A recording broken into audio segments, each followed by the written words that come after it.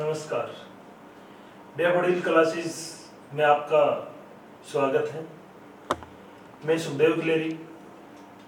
आज हम लोग बात करेंगे उत्तर अमेरिका महाद्वीप की नदियों के बारे में। कल हम लोगों ने पढ़ा था उत्तर अमेरिका की झीलें। झीलों में हम लोगों ने कल पढ़ा था 5 महान झीलें जो यहाँ पर पाई जाती है। ये 5 महान झीलें जो है वो अमेरिका और कनाडा की सीमा पर स्थित है। इनमें सबसे बड़ी और सबसे महत्वपूर्ण झील है सुपीरियर झील विश्व की दूसरी सबसे बड़ी है और मीठे पानी की सबसे बड़ी झील है। इसके बाद में मिशिगन, ह्यूरन, ईरी और ओंटारियो 5 महान झीलों के बारे में हम लोगों ने पढ़ा था। इसके बाद कुछ अन्य झीलें हम लोगों ने पढ़ी थी। आज हम लोग यहाँ पर बात करते हैं नदियों के बारे में कि उत्तर अमेरिका जो महाद्वीप है यहाँ पर मुख्यतः कौन कौन सी नदियां हैं जो ज्यादा इंपॉर्टेंट है। तो हम लोग नदियों में सबसे पहले नंबर 1 जिस नदी की बात करते हैं उस नदी का नाम है मिसिसिपी।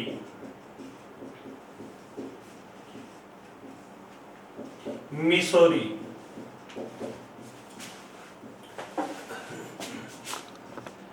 मिसिसिपी मिसौरी नदी, ये 2 नदियां हैं, मिसिसिपी और मिसौरी। संयुक्त रूप से उन्हें एक नाम से जाना जाता है, मिसिसिपी मिसौरी नदी। अब इसमें हम लोग बात करते हैं कि मिसिसिपी जो नदी है इसका उद्गम होता है महान झीलों के पास।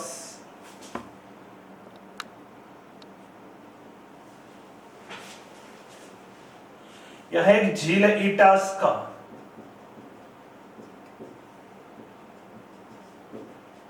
इस इटास्का झील से निकलती है मिसिसिपी और एक नदी इसकी सहायक नदी है मिसौरी। ये निकलती है रॉकी पर्वत से।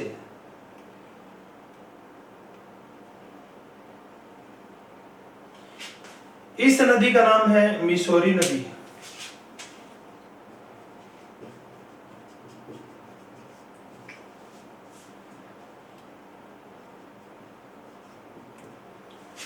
मिसिसिपी और मिसौरी। मिसिसिपी नदी का उद्गम होता है इटास्का झील से यूएसए में ही, और मिसौरी झील का नदी का जो उद्गम होता है वो होता है रॉकी पर्वत से। ये दोनों नदियां मिसिसिपी और मिसौरी जो है ये दोनों नदियां जहां पर आकर के मिलती है उस स्थान का नाम है Saint Louis. Saint Louis. Mississippi और मिसौरी नदियों का जहां संगम होता है उस स्थान का नाम है सेंट लुइस। सेंट लुइस वो नगर है जिसका हम लोगों ने परसों भी जिक्र किया था कि सेंट लुइस विश्व की सबसे बड़ी मक्का मंडी है और सेंट लुइस मिसिसिपी और मिसौरी इन 2 नदियों का संगम स्थल है। यहां पर इनका संगम होता है तो ये इंपॉर्टेंट है सेंट लुइस। ये तो दोनों नदियां हैं। इन दोनों नदियों की अगर हम लोग संयुक्त लंबाई की बात करें तो 6200 किलोमीटर से भी ज्यादा है और इस दृष्टि से यह जो नदी है वो अति महत्वपूर्ण है। यानी कि इसकी जो विशेषता है वो यह है कि यह विश्व की चौथी सबसे लंबी नदी है। विश्व की चौथी सबसे लंबी नदी है मिसिसिपी मिसौरी। नंबर 1 सबसे लंबी नदी है नील। नंबर 2 सबसे लंबी दूसरी लंबी नदी है अमेजन और तीसरी लंबी नदी यांगटीसिकियांग। एशिया की सबसे लंबी नदी है, अमेजन दक्षिण अमेरिका की सबसे लंबी नदी है और नील जो है वो अफ्रीका की सबसे लंबी और दुनिया की सबसे लंबी नदी है। और विश्व की चौथी लंबी नदी का नाम है मिसिसिपी मिसौरी। ये उत्तर अमेरिका महाद्वीप की सबसे लंबी नदी है। उत्तर अमेरिका की सबसे लंबी नदी।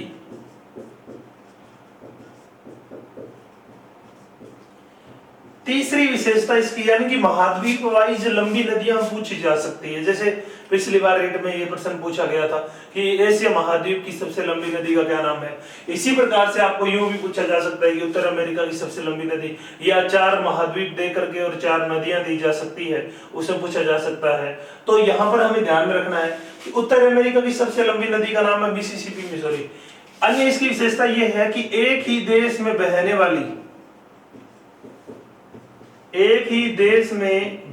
वाली सबसे लंबी नदी है मिसिसिपी मिसौरी।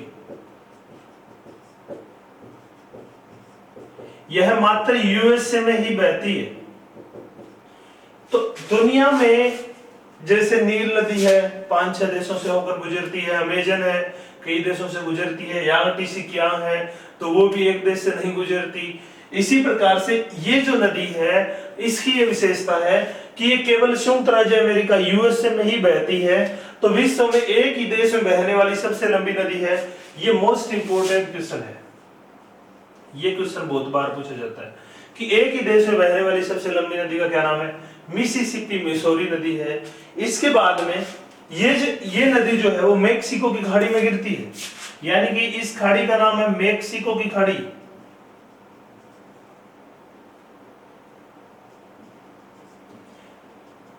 मेक्सिको की खाड़ी में गिरती है ये नदी। तो गिरने से पहले ये नदी यहां पर डेल्टा बनाती है।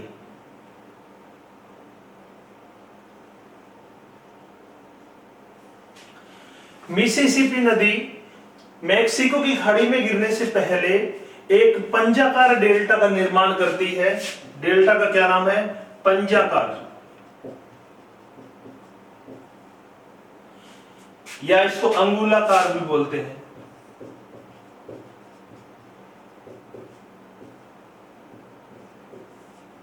हाथ के पंजे की भांति जो है ये डेल्टा बनाती है। 5 यानी कि इस नदी की ये नदी जब मेक्सिको की खाड़ी में गिरने वाली होती है तो उस टाइम पे इस नदी की 5 शाखाएं हो जाती है, और उस शाखाओं के कारण ये शाखाएं जब अलग अलग वितरित होकर के जब मेक्सिको खाड़ी में जाती है तो अलग अलग जो है वो शाखाएं अपने तटों के ऊपर जमाव करती है। उसके कारण इस डेल्टा की जो आकृति है वो पंजाकार हो जाती है, अंगुलाकार हो जाती है। तो ये एक ऐसी नदी है जो पंजाकार डेल्टा का निर्माण करती है। पंजाकार डेल्टा का निर्माण विश्व में यही नदी करती है। तो इस एक विचित्र डेल्टा के लिए भी ये नदी जानी जाती है, पंजाकार डेल्टा के लिए। एक और क्वेश्चन एक बार नेट में ज्योग्राफी में पूछा गया है कि मिसिसिपी जो नदी है इसका जो बेसिन है, इसका जो क्षेत्र है, इसका जो उत्तरी भाग है, यानी कि ये वाला जो क्षेत्र है, ये क्षेत्र गेहूं और मक्के की कृषि के लिए महत्वपूर्ण है। यानी कि इस नदी बेसिन के उत्तरी भाग में गेहूं और मक्का की कृषि होती है,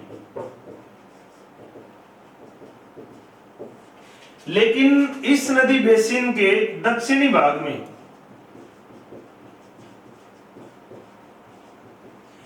दक्षिणी भाग की अगर हम बात करें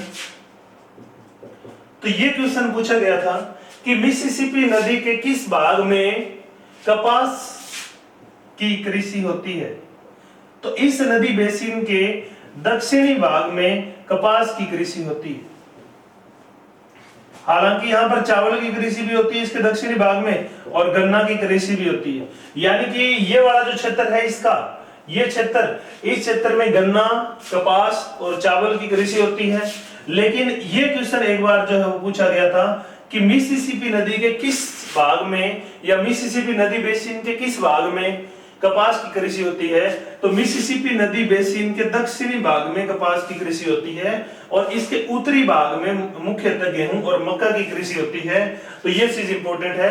कपास के उत्पादन की हम लोग बात करते हैं तो दुनिया में कपास के उत्पादन में सबसे अग्रणी देश का नाम है चीन, और दूसरे नंबर पर भारत आता है। इसके बाद में नंबर आता है यूएसए का, और यूएसए दुनिया में उच्च कोटि की लंबे रेशे की कपास के उत्पादन के लिए जाना जाता है। जैसे मिस्र और यूएसए सर्वाधिक उत्तम क्वालिटी की कपास का उत्पादन करते हैं। तो इसका जो दक्षिणी भाग है, मिसिसिपी नदी का घाटी का दक्षिणी भाग है, वो कपास उत्पादन के लिए प्रसिद्ध है। तो इसके दक्षिणी भाग में कपास की खेती होती है। इसके बाद में ये तो इसकी विशेषताओं की बात होगी। मिसिसिपी मिसौरी 2 नदियां हैं, संयुक्त रूप से एक नाम से जानी जाती है। दोनों नदियों का संगम सेंट लुइस नगर में होता है। सेंट लुइस विश्व की सबसे बड़ी मक्का मंडी है। मिसिसिपी मिसौरी विश्व की 4थी सबसे लंबी नदी है। यह उत्तर अमेरिका महाद्वीप की सबसे लंबी नदी है। यह एक ही देश में बहने वाली सबसे लंबी नदी है। यह नदी पंजाकार डेल्टा बनाती है मैक्सिको खाड़ी में गिरने से पहले। इसके उत्तरी भाग में गेहूं और मक्का की कृषि और दक्षिणी भाग में कपास, चावल और गन्ना की कृषि की जाती है। अब इस नदी की एक सहायक नदी है जिसका नाम है ओहियो। मिसिसिपी की एक सहायक नदी है ओहियो।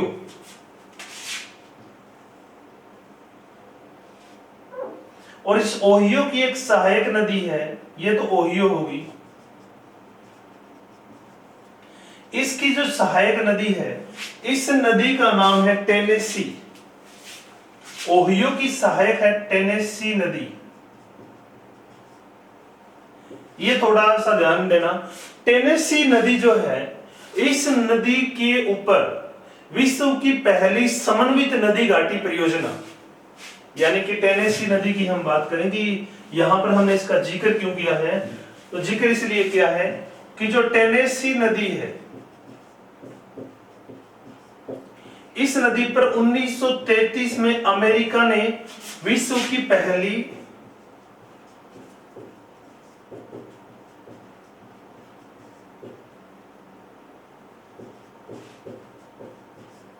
नदी घाटी परियोजना, या हम कहें बहुउद्देश्य परियोजना,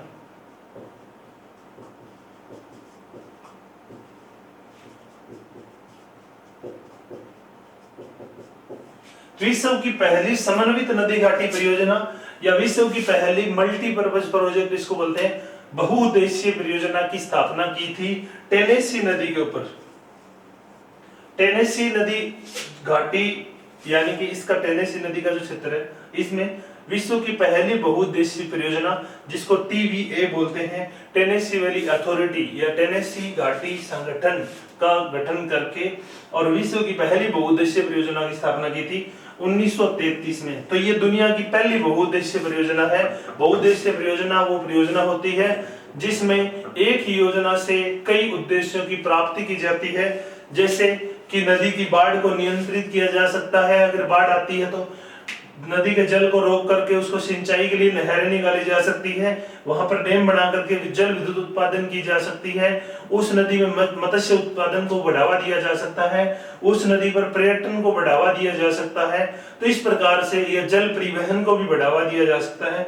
तो बहुत सारी एक ही परियोजना से बहुत सारे लाभ या बहुत सारे जो फायदे हैं वो अर्जित किए जा सकते हैं, उसको हम कहते हैं बहुउद्देशीय परियोजना।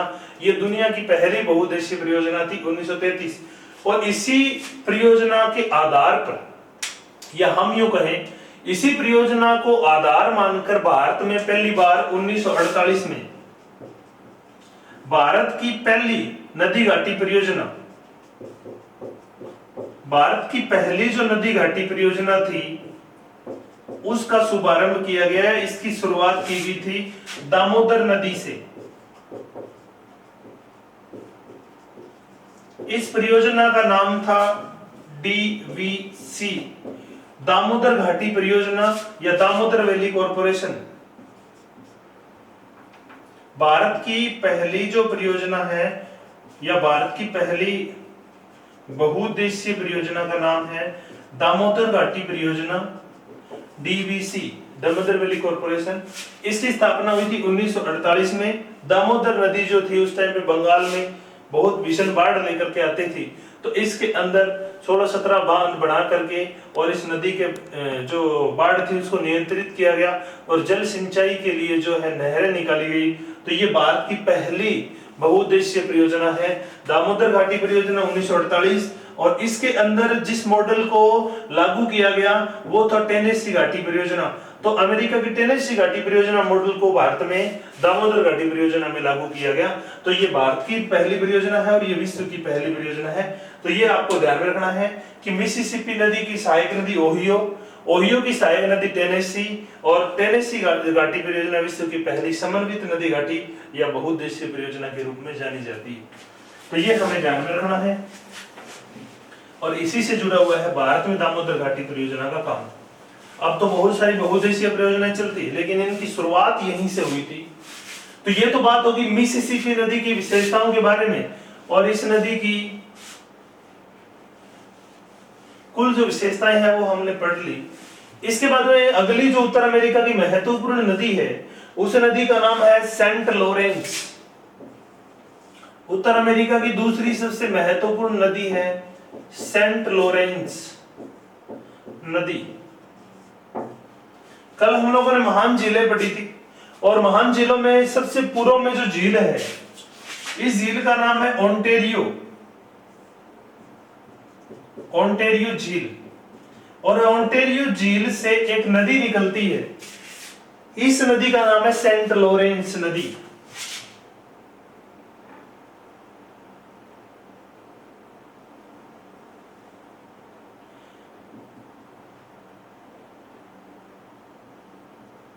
ये नदी है सेंट लॉरेंस, ये ओंटेरियो झील से निकलती है।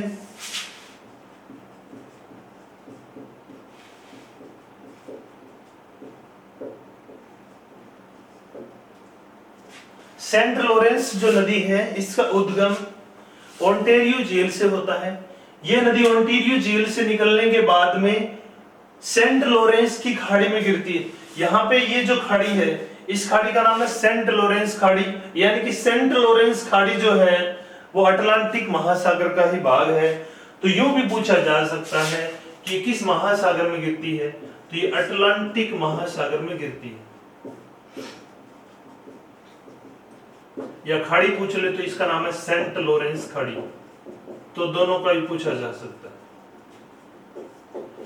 सेंट लॉरेंस की खाड़ी अटलांटिक महासागर में ये नदी गिरती है। तो इस नदी का जो काम है वो ये है कि यह नदी सेंट लॉरेंस जो नदी है ये महान झीलों को अटलांटिक महासागर से जोड़ती है। ये महान झीलों को अटलांटिक से जोड़ती है, ये पहला मोस्ट इंपोर्टेंट काम है इसका।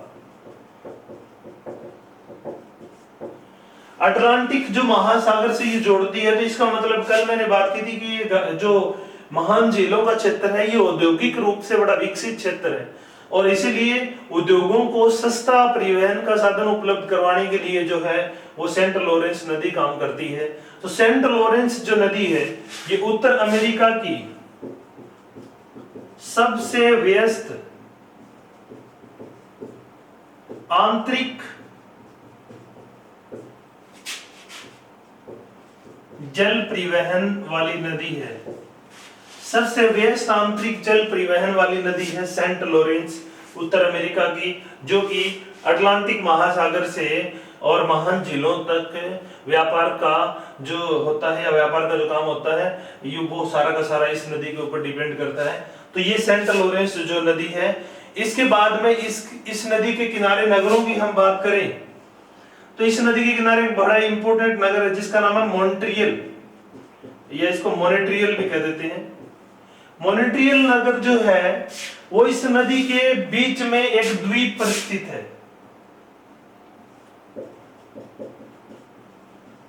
मॉनिट्रियल, अब ये थोड़ा सा आप लोग ध्यान में देना, जैसे कोई भी नदी होती है, जैसे भारत की ब्रह्मपुत्र नदी है, नदी अगर विशाल है और बहुत ज्यादा चौड़ाई ज्यादा है उसकी, तो नदी के बीच में कुछ ऊपर उठे हुए भाग जो है वो रह जाते हैं जिनको हम नदीय द्वीप कहते हैं। तो इस प्रकार के द्वीप जो है वो नदियों में पाए जाते हैं, इनको हम कहते हैं नदीय द्वीप। जैसे भारत की ब्रह्मपुत्र जो नदी है इसके अंदर एक द्वीप है मांजोली, मोस्ट इंपोर्टेंट है। मांजोली विश्व का सबसे बड़ा आवासित नदीय द्वीप है, विश्व का सबसे बड़ा आवासित नदीय द्वीप है। मांजोली विश्व का सबसे बड़ा आवासित है, यहाँ पर जनसंख्या का निवास है। हालांकि कहते हैं कि इससे भी बड़ा एक द्वीप है अमेजन नदी के अंदर, लेकिन वो आवासित नहीं। तो आवासित कैटेगरी में सबसे बड़ा द्वीप है मांजोली विश्व का। इसी प्रकार से जो सेंट लॉरेंस नदी है इसमें भी एक नदीय द्वीप है, और इस जैसे मान लिया कि ये सेंट लॉरेंस नदी है, इसके ऊपर ये द्वीप है और इसी नदीय द्वीप के ऊपर एक नगर बसा है और इस नगर का नाम है मॉनिट्रियल। तो मॉनिट्रियल नगर की विशेषता यह है कि यह विश्व का सबसे बड़ा सबसे बड़ा नदीय द्वीप पर बसा नगर है।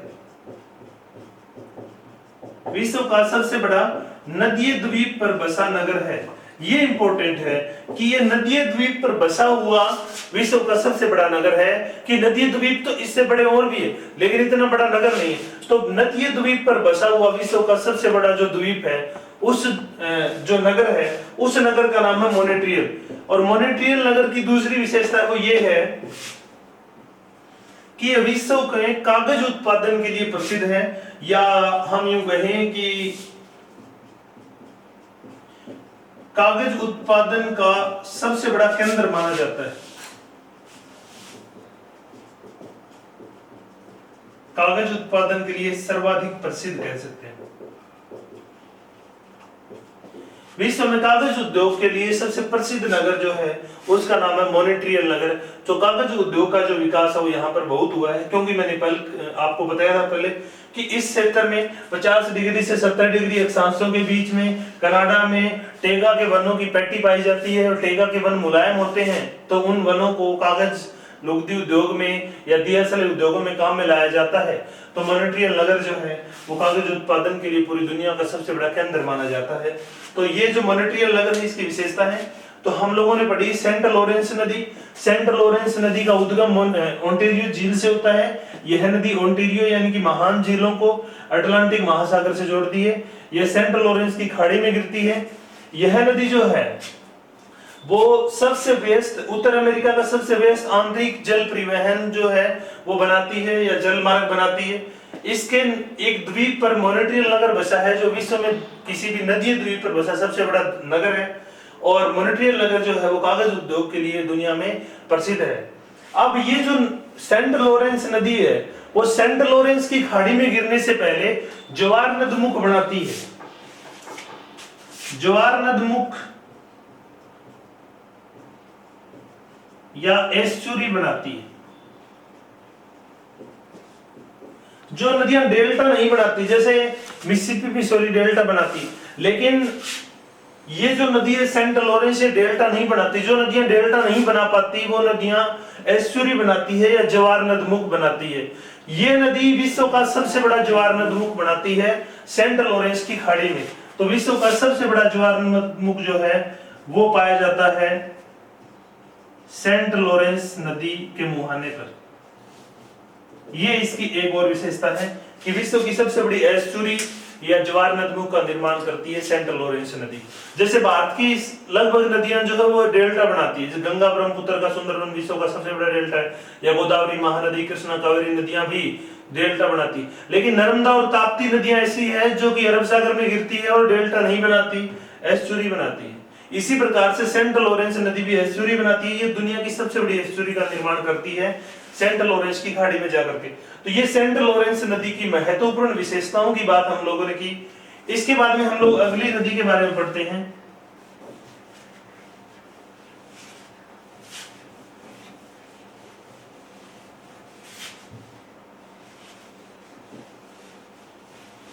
इसके बाद में हम लोगों ने पढ़ा था कि उत्तर अमेरिका के पूर्वी तटों के ऊपर एक पर्वत है अपलेशियन।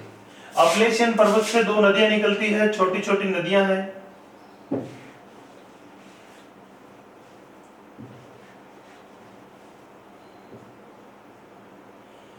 एक नदी का नाम है हडसन नदी,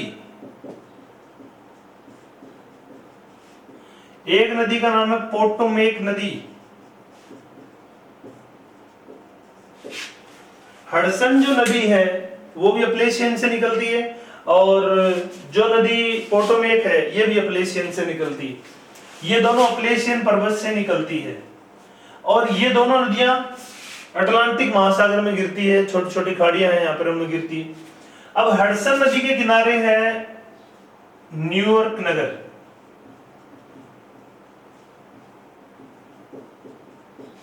और पोटोमेक नदी के किनारे है वॉशिंगटन डीसी।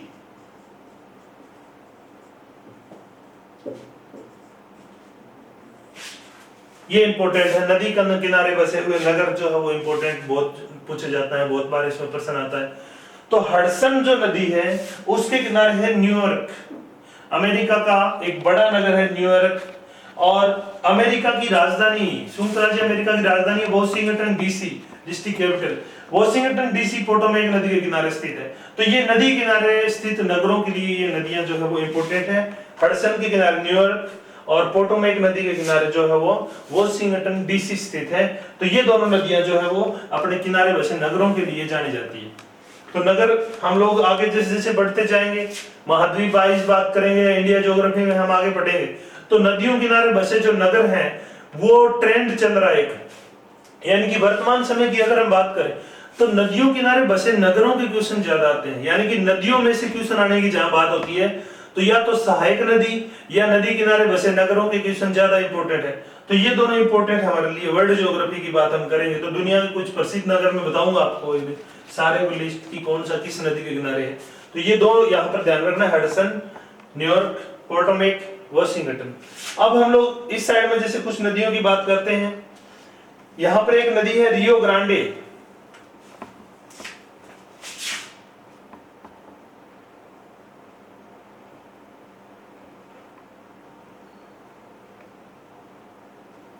इस नदी का नाम है रियो ग्रांडे नदी।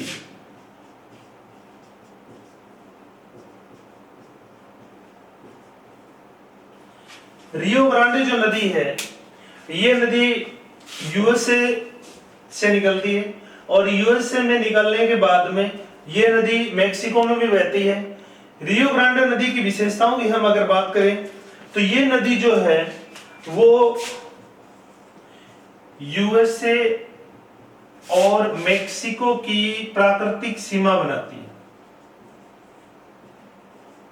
सीमा बनाती है।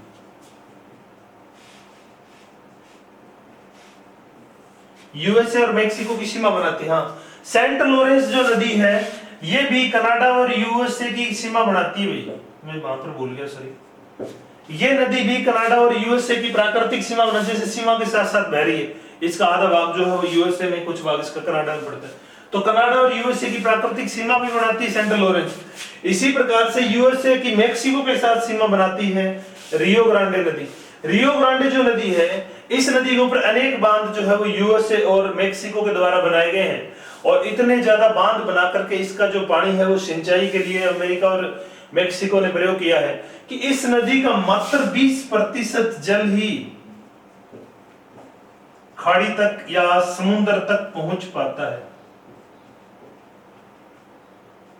इस नदी का 80% जो जल है वो मेक्सिको और यूएस से दोनों देश मिलकर के प्रयोग कर लेते हैं। तो केवल 20% पानी, यानी कि ये नदी जब मेक्सिको खाड़ी में गिर रही होती है तो लगभग सूख जाती है, क्योंकि इसका पानी जो है वो ये दोनों देश मिलकर के और सिंचाई के लिए प्रयोग कर लेते हैं। तो ये तो बात होगी रियो ग्रांडे नदी की। यूएस से मेक्सिको की प्राकृतिक सीमा बनाती है, 20% जल समुद्र तक पहुंच पाता है।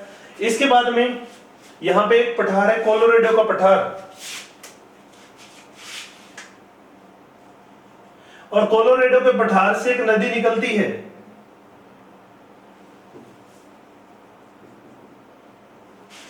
इस नदी का नाम है कोलोराडो नदी।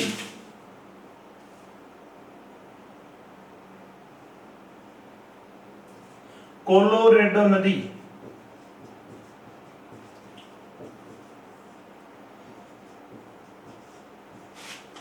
कोलोराडो जो नदी है वो कोलोराडो को पठार से ही निकलती है और ये जो नदी है वो कैलिफोर्निया वाले प्रांत अमेरिका से होकर के बहती है और ये जाकर के गिरती है, इस खाड़ी का नाम है कैलिफोर्निया की खाड़ी।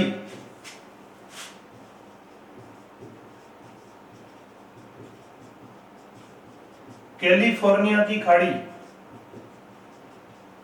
तो ये नदी जो है वो कोलोराडो के पठार से निकलने के बाद में कैलिफोर्निया की खाड़ी में गिरती है और कैलिफोर्निया की खाड़ी में गिरने से पहले ये जो नदी है वो विश्व का सबसे बड़ा कैनियन बनाती है, विश्व का सबसे बड़ा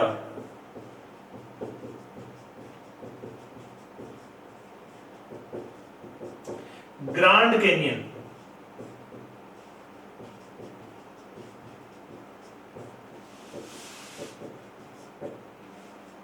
विश्व का सबसे बड़ा कैनियन है ग्रांड कैनियन, और वो जो कैनियन है वो कोलोराडो नदी बनाती है। क्यों? यानी कि इस नदी ने अपने बहाव क्षेत्र में कटाव करके एक बहुत ही संकरे और गहरे कटक का निर्माण कर दिया है, यानी कि बहुत गहरा और लंबा ज्यादा होने के कारण उसको हम लोग कहते हैं कैनियन। तो कैनियन का मतलब होता है नदी द्वारा अपने बेसिन में इस प्रकार की गहरी खाई का या गहरे कटक का निर्माण कर देना, जिसके जो ढाल है वो बहुत खड़े होते हैं और इसकी लंबाई जो है वो बहुत ज्यादा है। तो विश्व का सबसे बड़ा जो कैनियन है ग्रैंड कैनियन, इसका निर्माण करती है कोलोराडो नदी। और इस नदी के ऊपर दुनिया का एक प्रसिद्ध बांध बना है, हूवर बांध। हूवर बांध कभी दुनिया के सबसे बड़े बांधों में से आता था और एक ऐतिहासिक बांध है हूवर बांध। तो कोलोराडो नदी कोलोराडो के पठार से निकलने के बाद कैलिफोर्निया खाड़ी में गिरती है। यह विश्व का सबसे बड़ा ग्रैंड कैनियन बनाती है। ये क्वेश्चन बहुत बार पूछा जाता है, ग्रैंड कैनियन जो है वो किस महाद्वीप या किस देश में पड़ता है? तो ग्रैंड कैनियन जो है वो उत्तर अमेरिका में ये नदी बनाती है, कोलोराडो नदी। और यही नदी जो है इसके ऊपर हूवर नामक बांध बना हुआ है। तो ये तो बात होगी कोलोराडो नदी के बारे में।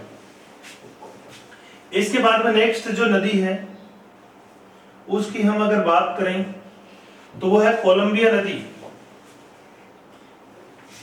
ब्रिटिश कोलंबिया के पठार से एक नदी निकलती है।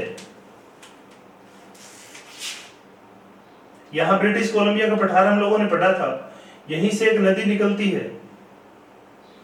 इस नदी का नाम है कोलंबिया नदी।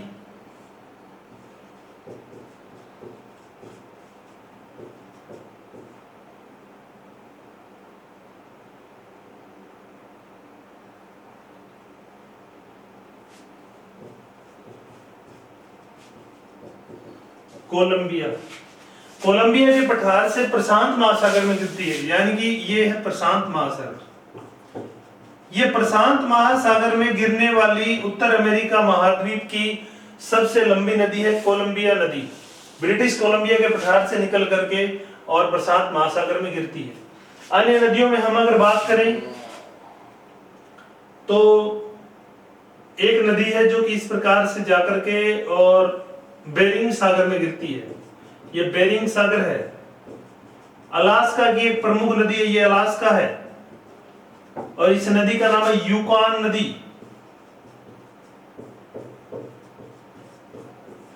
यूकॉन जो नदी है वो कनाडा से निकल करके जाती है और कनाडा से अलास्का में बहती हुई बेरिंग सागर में गिरती है। अलास्का की एक प्रमुख नदी है यूकॉन नदी। उत्तर अमेरिका में ये बेरिंग सागर में जाकर के गिरती है यूकॉन। इसके बाद कनाडा की एक प्रमुख नदी है मैकेंजी नदी। यहां पर एक झील है ग्रेट स्लेव। कल मैंने बताया था ग्रेट बियर ग्रेट स्लेव अथवा इसका रेनडियर झीलें। इस झील से एक नदी निकल करके यूं जाती है उत्तर की ओर। इस नदी का नाम है मैकेंजी नदी। मैकेंजी श्रेणी भी है पर्वत यहां पर, मैकेंजी नदी। मैकेंजी नदी जो है वो ग्रेट स्लेव झील से निकल करके और ऊपर में ये जो सागर है इसका नाम है ब्यूफोर्ट सागर। ब्यूफोर्ट सागर कई बार नेट में ये एग्जाम पूछा जाता है। कनाडा के उत्तर में पड़ता है ब्यूफोर्ट सागर और ये आर्कटिक महासागर का भाग है। आर्कटिक महासागर का ही भाग है ब्यूफोर्ट सागर। ब्यूफोर्ट सागर में जाकर के गिरती है मैकेंजी नदी। कनाडा की सबसे लंबी नदी है और ये नदी केवल उस टाइम पे बहती है जब यहाँ पे गर्मियों में बर्फ पिघल जाती है, अदरवाइज ये नदी भी जम जाती है। तो बर्फ के पिघलने से ग्रेट स्लेव झील से एक नदी निकल करके ब्यूफोर्ट सागर में जाकर के गिरती है। इस नदी का नाम है मैकेंजी नदी। मैकेंजी उत्तर अमेरिका के कनाडा देश की सबसे लंबी नदी है। तो ये तो बात होगी कुछ प्रमुख नदियों की। उत्तर अमेरिका की नदियों में हम लोगों ने सबसे पहले पढ़ा मिसिसिपी मिसौरी। मिसिसिपी मिसौरी दो नदियां हैं जिनका संगम सेंट लुइस में होता है। दुनिया की एकमात्र ऐसी नदी है जो सब या एक ही देश में बहने वाली सबसे लंबी नदी है। विश्व की चौथी लंबी नदी है। इसी की एक सहायक नदी है ओहियो और ओहियो की एक सहायक नदी है टेनेसी, जिसको विश्व की पहली नदी घाटी परियोजना 1933 में शुरू हुई थी। और इसी टेनेसी नदी घाटी परियोजना की तर्ज पर भारत में 1948 में दामोदर नदी घाटी परियोजना का आरंभ किया गया था। इसके बाद में दूसरी महत्वपूर्ण नदी है सेंट लॉरेंस। ओंटारियो झील से निकलने के बाद में सेंट लॉरेंस की खाड़ी में गिरती है। यह नदी डेल्टा नहीं बनाती है, एस्चुरी बनाती है। सेंट लॉरेंस जो नदी है वो कनाडा और यूएसए की सीमा बनाती है और उत्तरी अमेरिका की सबसे व्यस्त नदी जलमार्ग है। इसके बाद में है रियो ग्रांडे नदी, यूएसए और मेक्सिको की सीमा बनाती है। इसके बाद में कोलोराडो नदी दुनिया का सबसे बड़ा ग्रैंड कैनियन बनाती है, कैलिफोर्निया की खाड़ी में गिरती है। कोलंबिया नदी ब्रिटिश कोलंबिया के पठार से निकल के प्रशांत महासागर में गिरने वाली सबसे लंबी नदी है। यूकान अलास्का की महत्वपूर्ण नदी है जो बेरिंग सागर में गिरती है। और मैकेंजी जो नदी है वो ग्रेट स्लेव झील से निकल करके और ब्यूफोर्ट सागर में गिरती है, कनाडा की सबसे लंबी नदी है। तो ये तो होगी उत्तर अमेरिका महाद्वीप की कुछ मुख्य नदियां। और दो नदियां ये है यहाँ पे, हडसन नदी किनारे न्यूयॉर्क और पोटोमेक नदी के किनारे वॉशिंगटन डीसी अमेरिका की राजधानी बसी है। तो ये तो हमारी उत्तर अमेरिका महाद्वीप की कुछ प्रमुख नदियां होगी। आशा करता हूं कि टॉपिक आप लोगों को समझ में आया होगा। इसको आप लोग एक बार में ना समझ में आए तो 2 बार देखें, 3 बार देखें। वर्ल्ड ज्योग्राफी है, थोड़ा सा 2 बार देखोगे तो समझ में आ जाएगा। तो इसके साथ ही आज के लिए इतना ही, कल और नया टॉपिक लेकर के आएंगे। धन्यवाद।